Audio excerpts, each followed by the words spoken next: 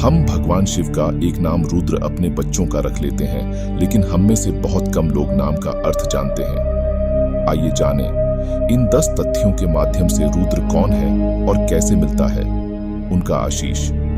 पहला, भगवान शिव के इस प्रखर रूप को रुद्र रूप की परिभाषा हमारे शास्त्रों में काफी तरह से दी गई है, जिन्हें जानना अपने आप में काफी रोचक अनुभव है। लिंग पुराण के अनुसार सृष्टि के चक्र को तीव्रता प्रदान करने के लिए भगवान शिव ने ही स्वयं अपने 11 अमर व शक्तिशाली रुद्र रूप की संरचना की थी।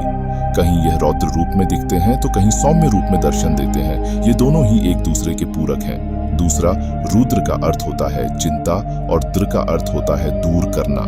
इस कारण से रुद्र का अर्थ हुआ जो आपकी सारी समस्याएं और चिंताओं का नाश कर दे।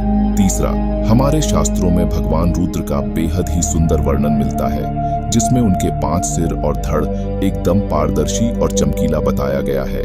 चौथा, उनके बाल में चंद्रमा विद्यमान है और वहां से गंगा निरंतर प्रवाहित होती दिखती है।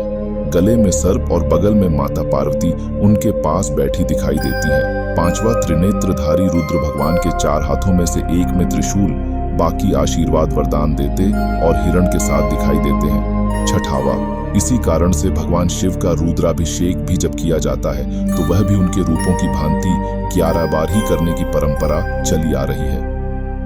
7वां, मान्यता है कि भगवान हनुमान उनके 11वें रुद्रावतार ही हैं, जो इस रूप में श्री राम की उनके इस धरती पर अवतार की सहायता करने के लिए आए थे। 8वां, वह लोक पर लोक दोनों के भगवान हैं। भगवान इस रूप में भक्तों के सारे कष्ट हरते हैं। 9वां, भगवान रुद्र के नाम में ही उनके पालनहार होने के रहस्य छुपे हैं।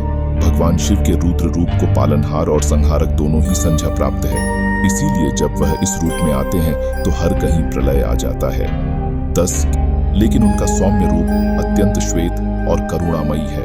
11, ऋग्वेद और यजुर्वेद में रुद्र भगवान को पृथ्वी और स्वर्ग के बीच बसी दुनिया के इष्ट देव के रूप में बताया गया है। दरअसल इस सृष्टि में जैसे जीवित रहने के लिए प्राणवायु का महत्व है, उसी प्रकार रुद्र रूप का भी अस्तित्व सर्वोपरि है। उपनिषदों में भगवान रुद्र के 11 रूपों को शरीर के 10 महत्वपूर्ण ऊर्जा स्रोत मानने के साथ ही 11वें को आत्मस्वरूप माना गया है। सृष्टि में जो भी जीवित है इन्हीं की बदौलत है। मृत्यु पश्चात आपके सगे संबंधियों को रोना आता है, इसीलिए रुद्र को पवित्र अर्थों में रुलाने वाला भी कहा जाता।